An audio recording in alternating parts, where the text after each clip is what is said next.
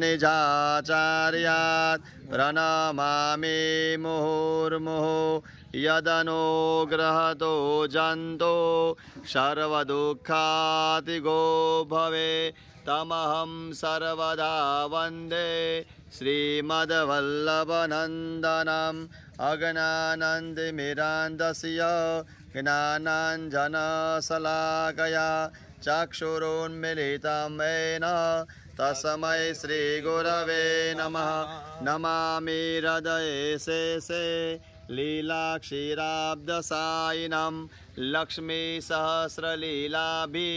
सेव्यमानं कलानिधिं चतुर्भिश्च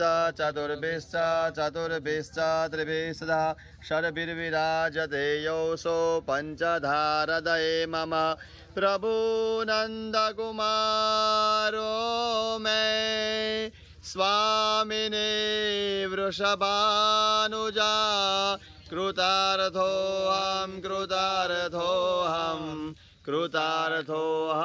न संशयः।